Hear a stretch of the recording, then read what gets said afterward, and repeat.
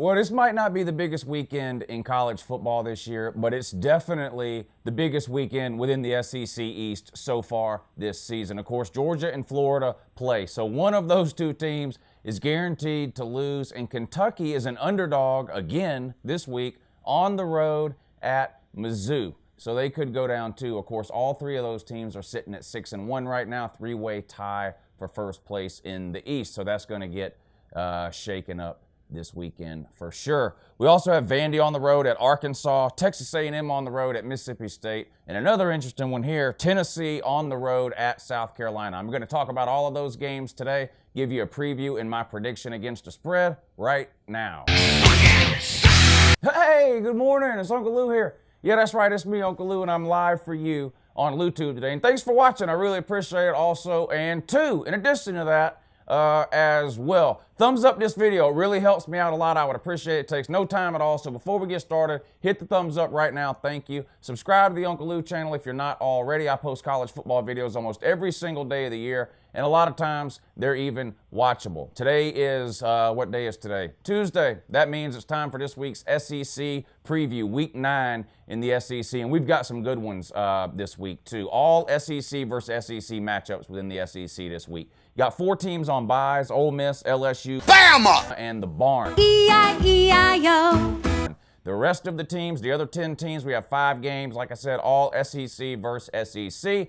And as mentioned in the beginning, this weekend's going to go a long way in determining the winner of the SEC East this season. All right, we're going to do like we do every single week, okay? I'm going to start at the top with the noon games, and we're going to work our way down through the prime time game. Per usual, this video is sponsored by the good people over at betnow.eu. There's a link in the description of this video. Click that link, it'll take you over there. They're going to get you set up with all your college football betting needs for this entire season. They've even given me a promo code to let you guys use. So when you go over there and sign up for your account, make sure you use the bonus code Uncle Lou. That's one word, all lowercase letters, Uncle Lou, and they're going to set you up with a 100% bonus on whatever you deposit. Good luck. All right, here we go. Noon on the SEC Network. Vandy goes on the road to Arkansas. 2 teams that have really struggled this year. Vandy sits at 3-5. Arkansas, of course, at 2-6. Vanderbilt's a 2-point road favorite in this one. Vandy has had some close calls. I mentioned on the live show yesterday, Vandy's got to be leading America in moral victories at this point. Now, I know that does nothing to ease the pain of Vanderbilt fans or whatever, but almost won at Notre Dame on the road, was beating Florida for 3 quarters, lost to Kentucky by, 7 points? I mean, so they've had a lot of close calls against some pretty good teams this year, but nevertheless, they sit at 3-5. Arkansas, on the other hand, of course, under first-year coach Chad Morris, has really, really struggled. But I think anybody who sort of was following along expected this with Arkansas this year. Chad Morris brings in a totally different system than what was being ran there under the previous head coach, Bert Bielema. So some struggles were expected. Chad Morris requires a different type of player, obviously, for his offensive scheme versus what Bret Bielema was doing there at Arkansas for the last several years. So they're 2-6. They did win last week against Tulsa.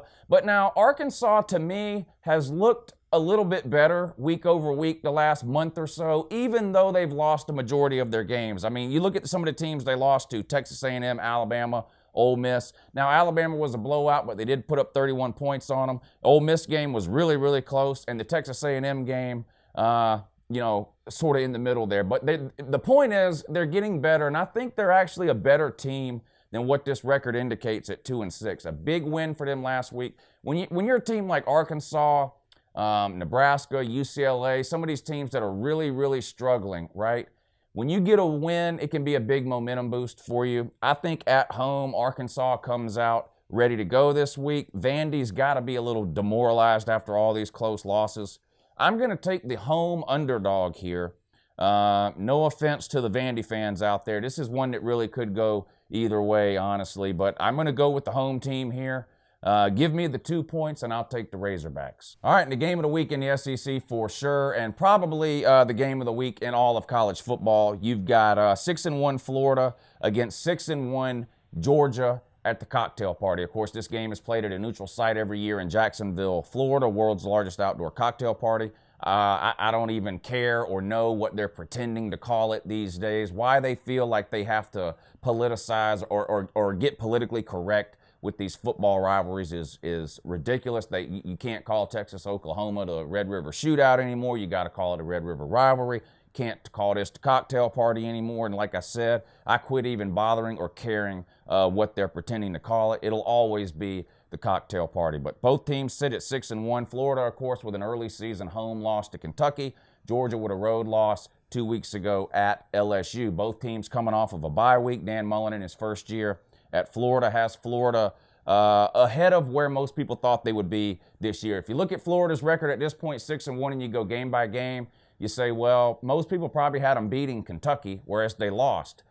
That's true, but people also had them losing to LSU, which they won, and Mississippi State, which they won. So in my opinion, right now, Florida is one game ahead of schedule versus where most people thought they would be this year. Yes, they suffered the home loss to Kentucky, but they more than made up for that with wins against LSU and Mississippi State. So they sit at 6-1. Georgia, on the other hand, been a top 10 team all season, got as high as number, how high were they at one point? 2 or 3 or 4? It's at one point at top 4. Embarrassing loss at LSU. Unfortunately for Kirby Smart, this has been a pattern against the SEC West on the road, dating all the way back to 2016, his first year at Georgia.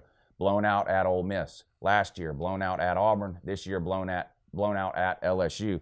So Kirby 0 for 3 on the road against the SEC West. Lucky for Kirby and for me, Florida's not in the SEC West, and this isn't a road game, neutral site game. This will be a good one, I think, in my opinion. Georgia's a 7.5-point favorite. I'm just going to come out and tell you right off the jump here, I think that's too high. I think this will be a close, most likely a low-scoring game. Wouldn't surprise me if both teams end up in the 20s in this game. What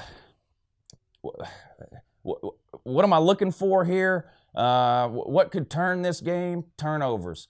Georgia's got to do a better job. 4 turnovers against LSU. You're just not going to beat a legitimate team that way. Florida, on the other hand, top 10 in the nation in turnover margin. Georgia's got to fix that and turn that around in this game, or they're not going to win. It's that simple.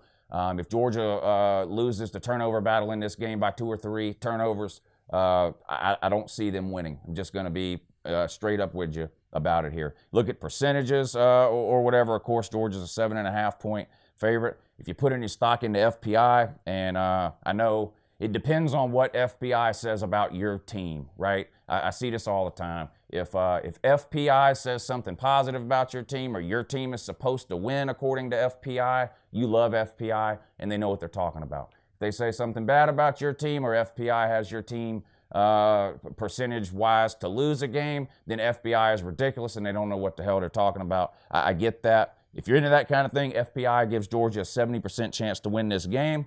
And while we're on FPI, if you look at the East standings right now, FPI has Georgia at 61% to win the East, Florida at 23%, Kentucky at 16%. Of course, Kentucky in the driver's seat when it comes to Florida because they have a head-to-head win over them. Georgia and Kentucky play, of course, not this weekend, but next weekend. So the SEC East will be decided here over the next couple of weeks.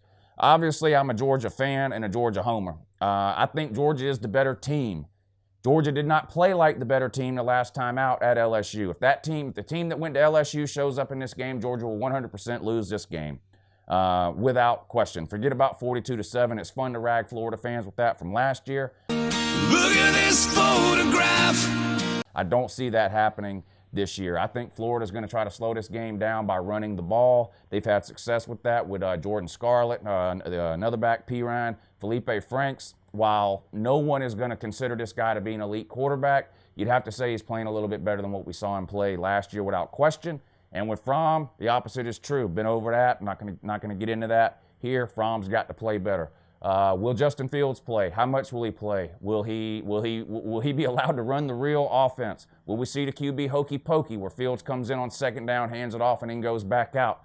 There's a lot of questions heading into this game, and even more questions considering Georgia had a bye week to tinker with things, install new things, make changes, switch things around if they choose to.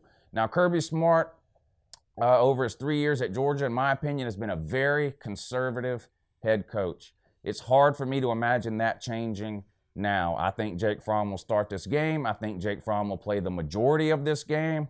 It wouldn't surprise me at all, unfortunately, if we see Fields used in the exact same ways that we've seen Fields used all year up to this point. That would not surprise me because given what I've seen from Kirby over the last 3 years, he doesn't tend to make a whole lot of drastic changes.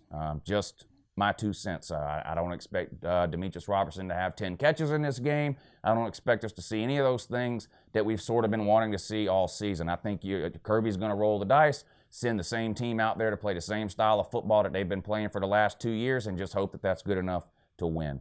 I do think Georgia's the better team. I think Kirby can get that loss behind the team. I think he will use this loss in the same way he used the Auburn loss last year to try to springboard this team towards the rest of this season. I do think Georgia will win this game. 7.5 is too many points in my opinion.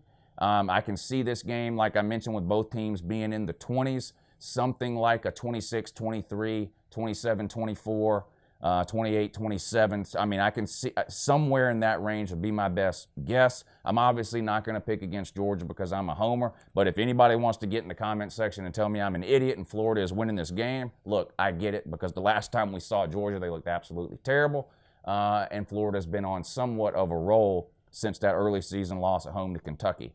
They did struggle against Vandy for 3 quarters, but that was right after a huge home win against LSU the week before, and we see that a lot in college football. And at least Florida didn't come out and lose. Like, you know, Miami, for example, beats Florida State the same weekend that Florida beat LSU. Florida goes on the road, trails to Vandy the whole game, finds a way to win at the end. Miami turns around after beating Florida State, goes on the road to Virginia, lays an egg and gets beat.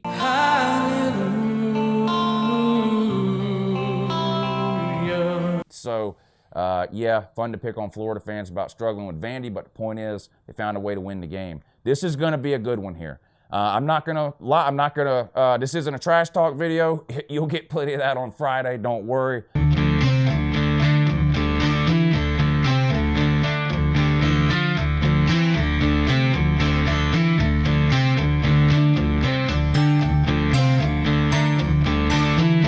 I promise. But there's no way to sugarcoat this or try to sprinkle unicorn or rainbow dust on this. If Georgia loses this game, this season is a disappointment, period. Period. If Georgia loses this game, they cannot win the East, in my opinion. It won't happen. Florida would have to lose 2 more SEC games, and that's not happening if you look at Florida's schedule, I don't think.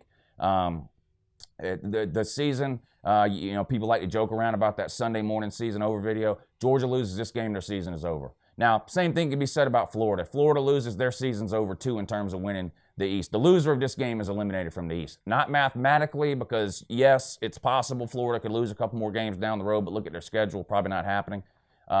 Kentucky, same type of deal. And Georgia, I think too, in a good spot if they win this game. But huge game, biggest cocktail party, biggest game, biggest Georgia-Florida game since at least 2012. And this one is probably bigger than the 2012 game, to be honest. This is a huge game. Of course, game day will be there. I'm excited. It will be a good one. No trash talk here. I'm going to take my dogs in a close one in Jacksonville. So for the purposes of this video, I'm going to take Florida in the 7.5. All right, sorry that was so long, but it's just a huge game, and I'm a Georgia fan, but we'll move on here to another huge one. Kentucky at Missouri, 4 o'clock on the SEC Network. Missouri is a 7.5-point favorite. Let me repeat that. Kentucky is 6-1. Missouri is 4-3. Missouri is a 7.5-point favorite. This is a theme we have seen all year long with Kentucky. And they've been beating the disrespect drum, and honestly, for good reason. Here you go again. You're getting disrespected again. You're 6-1, top 15 team, playing an unranked 4-3 team, and the unranked 4-3 team is a 7.5-point over a touchdown favorite against Kentucky, a top 15 team. Kentucky escaped last week, looked terrible, honestly, in that game against Vanderbilt. Terry Wilson has got some problems. He cannot throw the ball. He was 3 for 9 for 18 yards last week. I know it was windy, but come on. It was windy for Vanderbilt too, and they found a way to complete more than 3 passes. Now, Benny Snell, elite runner. Terry Wilson can get the job done with his legs. I think he had close to 100 yards rushing in that game. But the point is, Kentucky is totally, completely, and 100% one-dimensional. Missouri, you could basically say, I don't think Missouri is as one-dimensional as Kentucky. Missouri will try to run the ball, and they can have some success at it at times. Now, can they have success running against Kentucky?